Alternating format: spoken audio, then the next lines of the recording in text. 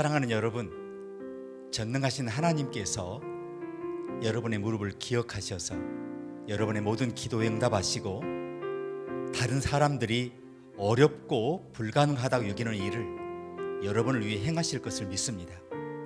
이번 주에 여러분 앞에 있는 모든 한계를 기도로 깨트릴 수 있기를 기도합니다. 은혜와 간증이 가득한 새로운 한 주 되시기를 바랍니다. 여러분은 축복받은 백성입니다. 함께 기도하시겠습니다.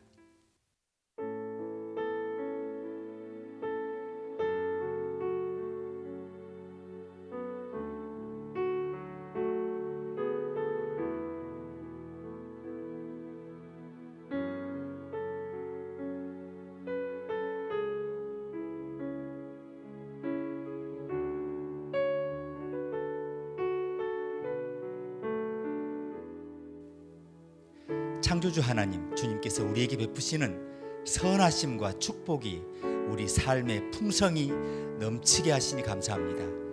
일용할 양식과 수확을 집으로 가져오기 위해 수고한 모든 사람들로 인하여 주님께 감사합니다. 우리에게 주님이 베푸신 것이 많지만 주를 위해 사용하지 못한 것을 용서해 주시옵소서.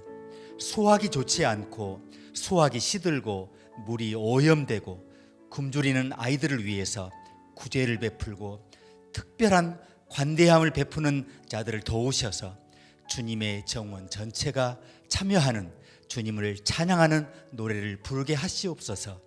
예수님의 이름으로 기도합니다. 아멘.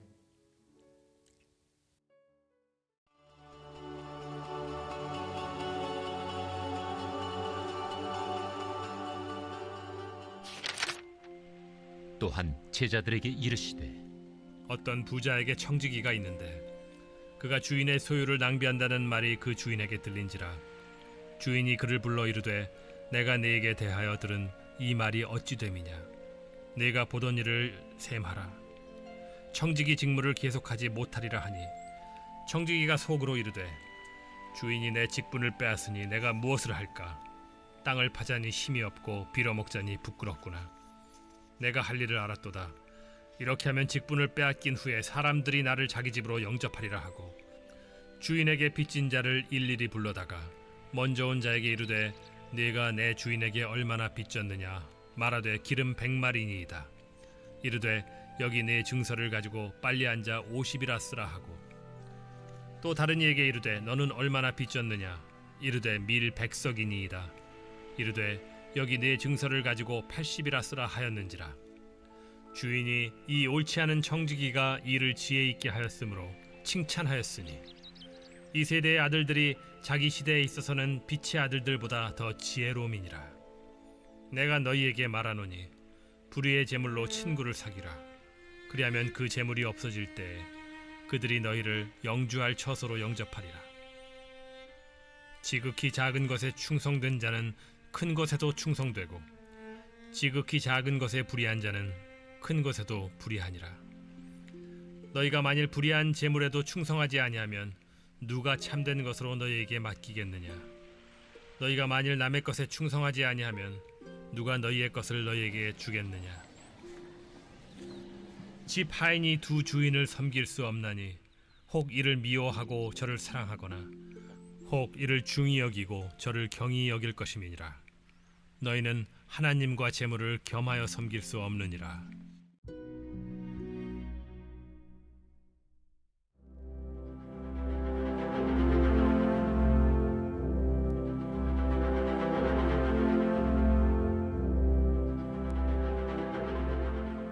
신실한 기독교인, 활동적인 기독교인, 헌신된 기독교인, 순종과 겸손의 기독교인, 사랑이 많고 충성스러운 기독교인에 대해 말하는 것은 이상하지 않습니다. 그런데 영리한 기독교인이라는 표현은 어떻습니까? 우리는 그런 식의 표현을 잘 듣지 못합니다.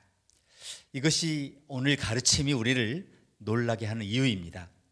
오늘 비유가 끝나갈 무렵에 예수님께서 빛의 아들들, 즉 하나님의 백성은 이 세상의 아들들이 그들의 사업 거래에서 늘 그러듯이 우리가 신앙생활에서 영리한다고 말씀하셨습니다. 기독교 기업은 슬기로움을 요구합니다. 오늘 우리는 영리한 기독교인, 슬기로운 기독교인이라는 주제를 생각하면서 예수님의 뜻을 조금 더 명확하게 이해하려고 노력하기를 원합니다. 처음에 오늘 전체 이야기를 듣고 나면 약간 충격적인 인상이 듣습니다. 왜냐하면 예수님이 그리스도인이 되어야 할 유형의 본보기로 어떤 범죄자를 모범으로 보이시는 것 같기 때문에. 그럼 오늘 비유를 들어보십시오. 한 부자가 있었습니다. 아마도 성공한 농부인데요, 그는 감당할 수 없을 정도로 성공했습니다. 그래서 그는 농장을 운영하고 장부를 보관할 관리자를 고용했는데요, 관리자는 차례로 농사를 짓기 위해서 또 일꾼들을 고용했습니다. 일꾼들이 키운 농작물의 대부분은 주인에게 내는 토지세로서 이렇게 냈고, 일꾼들은 일부를 남겨서 생계를 유지했습니다. 어느 날 부자 주인은 자신이 고용한 이 관리자가 자금의 일부를 횡령하고 사업을 비효율적으로 운영하고 있다, 이런 소문을 듣게 됩니다. 주인은 매니저에게 전화를 걸어서 그가 해고되었고 금요일 정오까지 책상을 정리하고 사무실에서 떠나야 한다고 말했습니다. 매니저는 상사의 의견을 진지하게 받아들였습니다. 그리고 자신의 불안정한 상황을 심각하게 받아들입니다. 그는 즉시 어떻게 자신의 목줄을 구할 수 있을지 고민하기 시작했는데요, 그는 금요일 정오가 되면 실직 상태가 될 것입니다. 거리에 나와 굴욕을 당하고 끝난 인생이 될 텐데요, 이 모든 상황으로 인해서 그는 신속하고 영리한 행동을 해야 했습니다. 몇 초 만에 전체 계획이 그의 눈앞에 번쩍입니다. 그는 결국 도랑을 파거나 길 모퉁이에서 구걸하지 않을 것이라고 결정합니다. 그는 농장 일을 하는 그 모든 사람에게 가서 주인에게 진 빚이 얼마인지를 물어봅니다. 그리고 액수가 얼마이든 그는 채무증서를 변경해요. 그들이 빚진 금액의 절반 혹은 3분의 2만 갚도록 합니다. 어쨌든 청지기 덕분에 이 모든 일꾼들은 엄청난 혜택을 받게 됩니다. 즉각적으로 그들은 우정을 쌓습니다. 정말 똑똑하지 않습니까? 매니저가 금요일 오후에 책상 정리를 마치고 햇살 속으로 걸어 나가려고 합니다. 그의 부자 상사가 그를 막습니다. 알다시피 당신은 형편없는 관리자였습니다. 하지만 나는 당신에게 이 말을 건네려고 합니다. 노동자들에 대한 당신의 탕감은 영리한 판단인 것 같아요. 당신은 영리한 사람이죠? 그렇지 않나요? 매니저는 자신의 가장 큰 개인적 이익을 위해서 자신이 가진 모든 고난을 사용해서 살아남았습니다. 예수님은 이 비유를 사용하셔서 우리 모두가 직면하고 있는 가장 중요한 주제 가운데 하나인 돈 관리에 대한 훌륭한 교훈을 가르치십니다. 예수님이 지옥이나 천국에 대해 말씀하신 것보다 돈에 대해서 더 많이 말씀하셨다는 사실을 알면 놀라게 됩니다. 성경에 기도를 다룬 구절이 500개가 넘는데요, 돈에 대한 구절은 2500개가 넘습니다. 처음 새 복음서를 읽으면 6구절 중 한 구절이 돈 관리에 관한 이야기입니다. 이제 예수님이 돈에 그렇게 집착하셨느냐? 그게 아니고 그분은 우리가 돈에 집착할 것을 아셨어요. 그래서 이 장에서 우리가 이것을 제대로 이해하면 돈을 잘 관리할 뿐 아니라 영원히 살아남는 데 도움이 되도록 하기 위해서 놀라운 메시지를 들려주십니다. 오늘 가르침 첫 번째, 하나님이 우리에게 주신 것에 주의하라는 겁니다. 놀랍게도 이 비유는 어떤 한 사기꾼 혹은 도둑, 협잡꾼, 어떤 횡령자의 이야기를 중심으로 전개되는데요, 1절은 이렇게 써 있습니다. 청지기를 둔 어떤 남자가 있었는데, 이 청지기라는 그리스어 단어는 두 단어를 합친 건데요, 한 단어는 집, 다른 한 단어는 관리, 이걸 의미해요. 그러니까 청지기는 부동산을 관리하는 집사죠. 성경시대 부자들은 돈을 관리하고 재정을 관리할 청지기를 자주 임명했습니다. 그들은 주인의 이름으로 행동할 수 있도록 모든 권한을 위임받아요. 그들은 모든 자산을 통제했고요, 모든 사업 거래에서 주인을 대표해요. 그리고 채무자와 채권자들을 처리하는 전권을 위임받죠. 그들은 자산을 수익성 있게 관리하고 가능한 한 효과적으로 소유자의 사업을 수행해야 했습니다. 이제 이 청지기는 우리 모두의 그림입니다. 왜냐하면 우리는 모두 청지기니까요. 지금 우리가 이것을 다 깨닫지 못할 수도 있지만 성경은 이렇게 말씀합니다. 우리가 지금 소유한 것만이 아닌 우리 삶의 모든 것에 관한 청직입니다. 예를 들어 우리는 우리 시대의 청직입니다. 에베소서 5장 15절은 인생에서 얻을 수 있는 모든 기회를 최대한 활용하십시오. 이 절망적인 시간들이라고 말씀합니다. 우리는 시간을 낭비하거나 시간을 헛되이 소비하지 않습니다. 우리는 하나님의 영광을 위해서 시간을 활용해야 합니다. 그러나 우리는 또한 우리의 재능을 관리해야 합니다. 베드로전서 4장 10절은 말씀합니다. 하나님께서 다양한 영적 은사 중에서 각 사람에게 은사를 주셨습니다. 하나님의 너그러움이 여러분을 통해 흐르도록 잘 관리하십시오. 우리 모두는 각기 다른 은사와 능력을 가지고 있고요. 하나님은 우리가 하나님의 영광을 위해 받은 은사를 사용하기를 기대하십니다. 우리는 또한 우리가 가진 보물의 청지기가 되어야 합니다. 예수님은 9절에서 말씀하십니다. 내가 너희에게 말하노니 불의의 제물로 친구를 사귀라. 그리하면 없어질 때에 저희가 영원한 처소로 너희를 영접하리라. 우리가 가진 모든 것, 우리의 모든 것은 우리에게 주신 하나님의 영광과 존귀를 위해 사용해야 한다 말씀하십니다. 하나님 아버지께서는 우리가 가진 모든 것을 우리에게 주셨습니다. 그분은 우리가 그것을 이렇게 잘 관리하기를 기대하십니다. 오늘 가르침 두 번째, 하나님께서 맡겨주신 일에 자원하시라는 겁니다. 모든 일에는 책임이 따릅니다. 이 청지기는 책임을 져야 할 날이 온 것을 알게 되었습니다. 그가 주인의 소유를 허비한다는 말이 그 주인에게 들린지라. 주인이 저를 불러 가로되 내가 내게 대하여 들은 이 말이 어찌미뇨? 내 보던 일을 세마라. 청지기 사물을 계속하지 못하리라. 이 부자는 청지기가 부정직하다 이런 소문을 들었습니다. 장부를 감사했더니 균형이 맞지 않아요. 밸런스가 맞지 않아요. 그래서 그것을 해명하라고 불렀습니다. 이제 청지기가 무능하거나 비효율적이거나 부적절하게 행동하면 아무런 대책 없이 즉시 해고될 뿐 아니라 감옥에 갈 수도 있어요. 이 청지기는 잘못 관리하고 횡령한 죄를 지었고 그것을 책임져야 할 날이 온 거죠. 이제 이 결정적인 순간에 이 청지기가 어떻게 했는지 보십시오.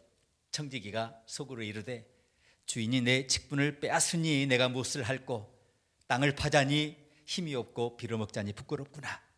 저는 청지기가 땅을 파기에는 너무 게으르고 구걸하기에는 너무 교만했지만 도둑질하는 것 이상은 아니었다는 사실이 흥미롭습니다. 그러나 그는 아직도 자기 손목을 자를 준비가 되어 있지 않았어요. 그는 믿을 수 없을 정도로 영리한 계획과 전략을 세우죠. 내가 할 일을 알았도다. 이렇게 하면 직분을 빼앗긴 후에 저희가 나를 자기 집으로 영접하리라 하고 주인에게 빚진 자를 낱낱이 불러다가 먼저 온 자에게 이르되 네가 내 주인에게 얼마나 졌느뇨?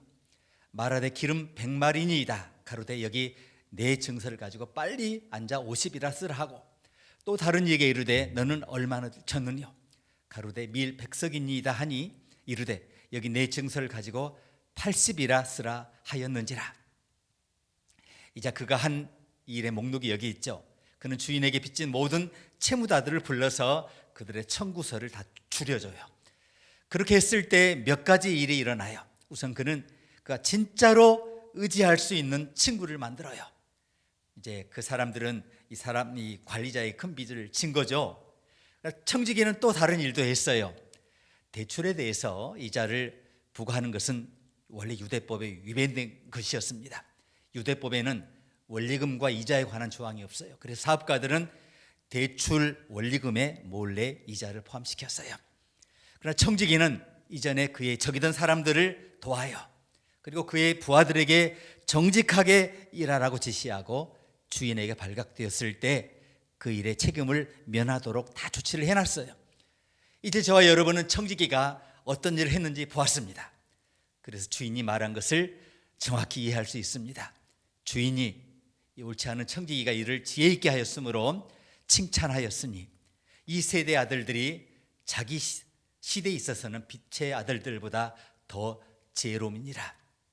여기서 많은 사람들이 이 비유를 오해하고 있어요. 주인은 청지기가 한 일을 칭찬한 것이 아니라 청지기가 그 일을 행한 이유와 방법을 칭찬한 것입니다. 그는 참 영리한 친구였습니다. 그는 단순한 청지기가 아니라 슬기로운 청지기였습니다.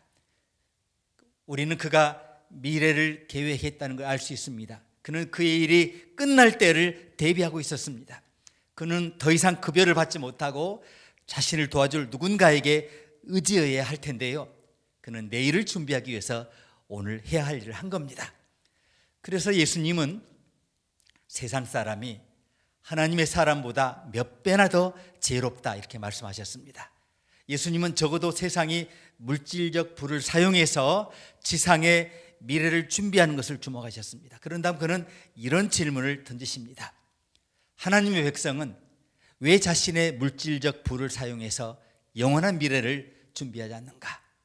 우리는 이 청지기가 내일 자기에게 일어날 일을 대비하기 위해서 주인이 그에게 준 권한을 오늘 사용했다는 것을 알 수 있습니다. 그것은 예수님께서 이 살아남은 사람들에 관해 말씀하신 세 번째 중요한 요점으로 이끕니다. 자, 세 번째, 하나님이 주신 것에 충실하라는 겁니다. 이제 그 뉴 리빙 그 번역이 구절을 어떻게 해석하는지 한번 들어보시기 바랍니다. 내가 너희에게 말하노니 세상의 자원을 사용하여 다른 사람들에게 유익을 주고 친구를 사귀라. 그러면 이 생이 끝날 때 친구가 영원한 집에서 당신을 환영할 것이다. 자, 우리는 그것을 가지고 할 수 없습니다 라는 말을 들어보셨죠? 예수님은 진정한 의미에서 가지고 갈 수 있다고 하시죠. 예수님이 마태복음 6장에서 말씀하신 건데요, 너희를 위하여 보물을 하늘에 쌓아두라. 이제 우리는 이 비유의 참된 진리 그리고 돈 관리에 대한 정말 진실을 배웁니다. 하나님은 우리가 단지 돈을 주는 것보다 더 많은 일을 하기를 원하십니다. 하나님은 우리가 돈을 투자하기를 원하세요. 돈을 지혜롭게 투자하면 이 세상의 투자 시스템을 넘어서 끝까지 그것을 가져갈 수 있어요. 이제 우리는 하늘에 어떻게 투자할 수 있는가 질문할 수 있습니다. 저와 여러분이 천국에 투자하는 방법은 천국에 가는 일에 투자하는 거예요. 천국에 가는 것은 사람들의 영혼에 투자하는 것입니다. 그것은 우리가 하나님의 일에 헌신하는 것을 의미하는데요, 사역과 선교에 투자하는 것은 천국 자체에 투자하는 것이라는 겁니다. 저와 여러분은 이 지상에서만이 아니라 영원토록 친구를 사귀고 사람들에게 영향력을 미칠 수가 있습니다. 이것에 대해 생각해 보십시오. 투자의 가치가 안정성과 수익률이라면 영원히 살아갈 사람들의 삶에 투자하는 것이 최고의 배당금을 준다는 거예요. 이것이 청지기 직분과 기부의 영역에서 많은 사람들이 놓치고 있는 핵심 요점이라는 겁니다. 하나님은 우리가 가난해지도록 베푸는 걸 원치 않으세요. 하나님은 우리가 더 큰 보를 성취하기 위해 베풀기를 원하십니다. 그래서 예수님은 이 비유에서 두 가지 중요한 말씀을 하세요. 지극히 작은 것에 충성된 자는 큰 것에도 충성되고, 지극히 작은 것에 불의한 자는 큰 것에도 불의하니라. 너희가 만일 불의한 재물에 충성치 아니하면 누가 참된 것으로 너희에게 맡기겠느냐. 너희가 만일 남의 것에 충성치 아니하면 누가 너희의 것을 너희에게 주겠느냐. 이제 예수님이 돈을 가장 작은 돈이라고 부른 것을 우리가 봅니다. 이것을 주의 깊게 생각해 보십시오. 하나님께 가장 작은 것은 재정적인 문제입니다. 하나님께 가장 중요한 것은 영적 문제라는 겁니다. 하나님은 모든 것을 다 가지셨기 때문에 돈은 하나님께 가장 작은 겁니다. 그는 우리가 가진 돈이 필요하지 않습니다. 돈에 대해서 세 가지를 기억하셨으면 합니다. 우선 돈은 교사입니다. 진정한 보루를 다루는 법을 가르쳐 줍니다. 돈은 또한 온도계입니다. 그것은 우리의 영적 온도를 측정합니다. 사실 돈에 대한 우리의 태도가 바른지 알고 싶으시면 오늘 받은 메시지를 어떻게 여러분이 생각하시는지를 여러분 한번 진단해 보시면 됩니다. 그러나 돈은 또한 유혹자입니다. 그것은 항상 우리가 돈의 노예가 돼서 하나님 앞에 그것이 우선순위가 되도록 유혹하기 때문에. 그래서 예수님은 계속해서 말씀하십니다. 하인이 두 주인을 섬길 수 없나니 혹 이를 미워하고 저를 사랑하거나 혹 이를 중히 여기고 저를 경히 여길 것임이니라. 너희가 하나님과 재물을 겸하여 섬길 수 없느니라. 이것은 조언이 아닙니다. 책임의 문제가 아닙니다. 불가능의 문제입니다. 우리는 두 주인을 섬기지 못합니다. 예수님이 우리의 돈의 주인이 아니라면 우리 돈의 주인은 우리 자신일 테죠. 우리는 우리 돈의 청지기이거나 우리가 가진 돈의 노예 중 하나입니다. 돈으로 하나님을 섬길 수 있지만 하나님과 돈을 동시에 섬길 수는 없습니다. 하나님이 우리의 주인이고 돈이 우리의 종이거나 그렇지 않거나 둘 중 하나입니다. 아니면 돈이 우리의 주인이고 우리는 하나님을 우리의 종으로 만들려고 합니다. 이제 저와 여러분이 그것을 필요로 하는 누군가에게 전달하고 싶은 무언가 있다고 상상하시기를 바랍니다. 자, 그것을 포장해서 페덱스 직원이나 UPS 직원에게 넘겼는데 그가 소포를 배달하지 않고 자기 집에 가져가서 열어서 직접 보관하려고 했다면 어떻게 생각하시겠습니까? 우선 우리는 소포가 그의 것이 아니기 때문에 그가 도둑이라고 말할 테죠. 둘째, 우리가 그에게 맡긴 일을 그가 완전히 잘못 처리했다는 것입니다. 셋째, 누군가는 우리가 원하는 것을 얻지 못해서 상처를 입을 것입니다. 이것을 아시죠? 저와 여러분이 정확히 맞을 것입니다. 페덱스 직원이나 UPS 직원은 중간자일 뿐입니다. 그는 한 가지 일만 하면 됩니다. 우리는 원하는 대로 그것을 가장 필요로 하는 사람에게 전달하는 것입니다. 그것이 바로 우리가 이 땅에 온 목적이죠. 그것이 바로 우리가 이 땅에 사는 목적입니다. 하나님께서 우리에게 주신 것을 취하고 조심해서 다루고 능숙하게 다루고 그것에 충실해서 우리가 영원히 영향을 미칠 수 있도록 하라는 것입니다. 이 은혜가 저와 여러분의 평생에 함께 하시기를 기도합니다.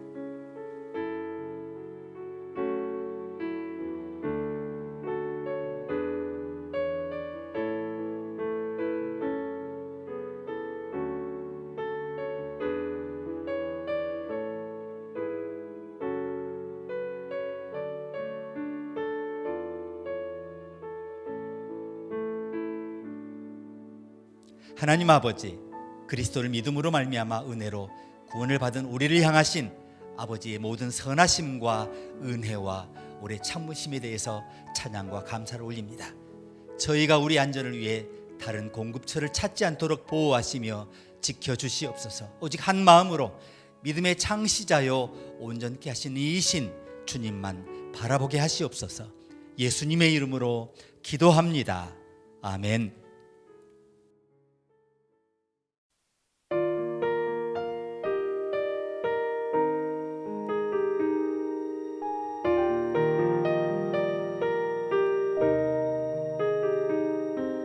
주님의 마음을 본받는 자, 그 맘에 평강이 찾아오면 험악한 세상을 이길 힘이 하늘로부터 임함이로다.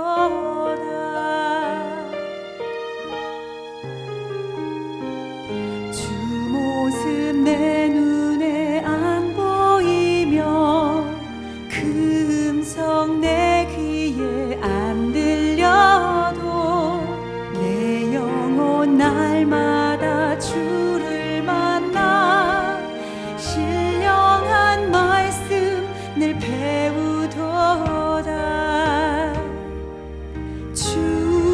주님의 마음 본받아 살면서 그 거룩하신 나도 이루리.